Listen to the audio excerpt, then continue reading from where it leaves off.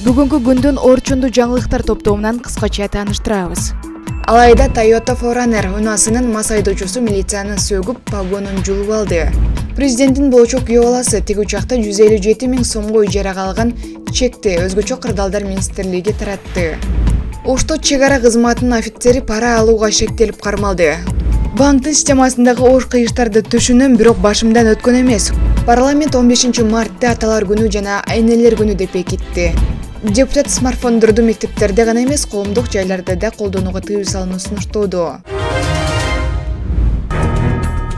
Ошто чек ара кызматынын офицери пара алууга шектелип кармалды. Ош гарнизонунун чек ара ведомствосунун офицери аскерлерден пара алып келген деген шек менен кармалды. Бул тууралуу Улуттук коопсуздук мамлекеттик комитети билдирди.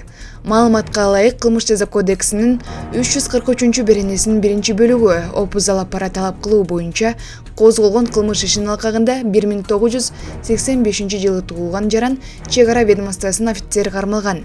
Ал кызмат абалынан кыянаттык менен пайдаланып, узак убакыт бою чек ара кызматынын аскерлеринен акча талап кылып келген. Учурда айыпталуучунун кылмыш иштерине тиешеси бар болушу мүмкүн болгон башка кызмат адамдарын аныктоо боюнча тергөө иштери жүрүп жатат деп айтылат маалыматта. Маалымат Плак Супер KG. Алайда Toyota 4Runner унаасынын мас айдоочусу милицияны сөгүп, погонун жулуп алды. Алайда жол тандабастан мас айдоочусу жол тескөөчүнүн погонун жулуп алды. Бул тууралуу бүгүн 26 июнда Ош облустук жол кыймылынын коопсуздугун камсыздоо башкармалыгы билдирди.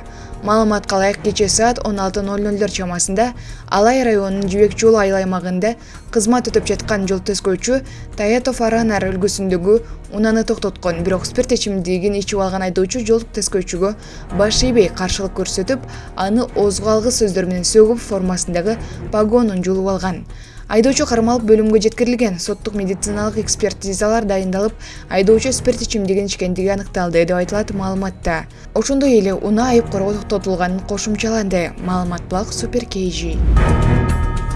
Президенттин болочок күйөө баласы тиги учакта 157 000 сомго ижарага алган чекти өзгөчө кырдаалдар министрлиги таратты. Социалдык тармактарда талкууланган тиги учак мыйзамдуу жол менен ижарага берилген. Алдын ала жеке жак менен 21 июнда 1 саат учууга келишим түзүлүп, акысы төлөнгөн соң 24 июнда 56 мүнөткө учушкан. Ал үчүн кассага Автандил Сабырбеков 157 662 сом төлөгөн. Бул тууралуу өзгөчө кырдаалдар министрлигинен маалымдашты.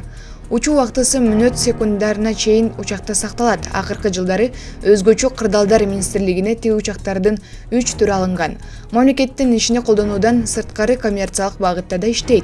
Мамлекеттик министрликтин ишмердүүлүгү үчүн тиги учактардын чыгымы бюджеттик каражаттардын эсебинен камсыздалат. Ал эми жеке жактарга ижарага берилген учурда ал каражаттардын ар бир тыйыны мамлекетке түшүп, кийинки жаңы тиги учактарды сатып алууга жыл сайын башка мамлекеттен техникалык көзөмөлдөөдөн өткөрүүгө топтолот. Тиги учактар учпай тура берсе, белгилүү бир мөөнөттү өтүп кеткенден кийин учууга жараксыз болуп калат. Маалымат Плак Сереп Медиа.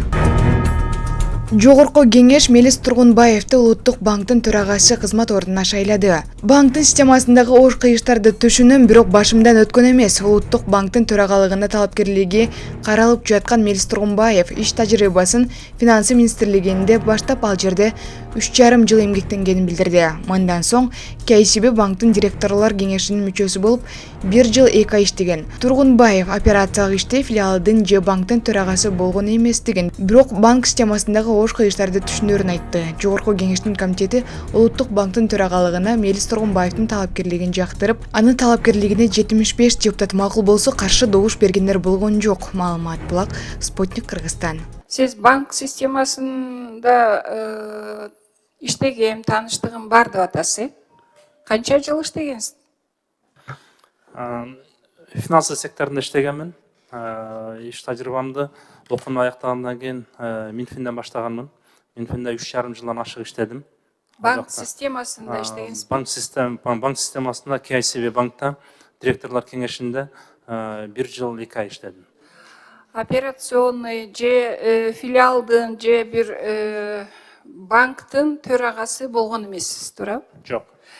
Банктагы банк системасындагы ош кыйыштарды жакшы билесизби? Түшүнөм. Түшүнөсүз, бирок башыңыздан өткөн эмес. Поэтапно өтүш керек да, себеби Жалал Абадта Тажикстандан Өзбекстанга баңгизат өткөрүүгө аракеттенген жарандар кармалды. Жалал Абад облусунда 2 жаран баңгизат сатууга шектелип кармалды. Бул тууралуу бүгүн 26 июнда УКМКдан кабарланды. Маалыматка ылайык, Кыргызстандын аймагы аркылуу Тажикстандан Өзбекстанга баңгизат ташуу менен алектенген кылмыштуу топтун ишине бөгөт коюлду. 24 июнда Нокен районунун Бобуй айылында жүргүзүлгөн ыкчам иликтөө иш-чараларынын алкагында аталган 2 жаран ошол облустун тургундары кармалды.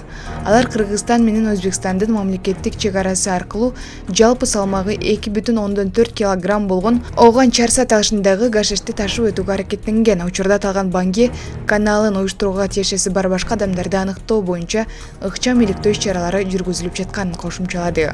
Маалымат Блак, Супер KG. Парламент 15 мартта аталар күнү жана энелер күнү деп бекитти. Жогорку кеңештин депутаттары бүгүн 26 июндагы жыйында Кыргызстанда аталар күнү жана энелер күнү белгилөө жөнүндөгү мыйзам долбоорун 2-3 окууда карашты.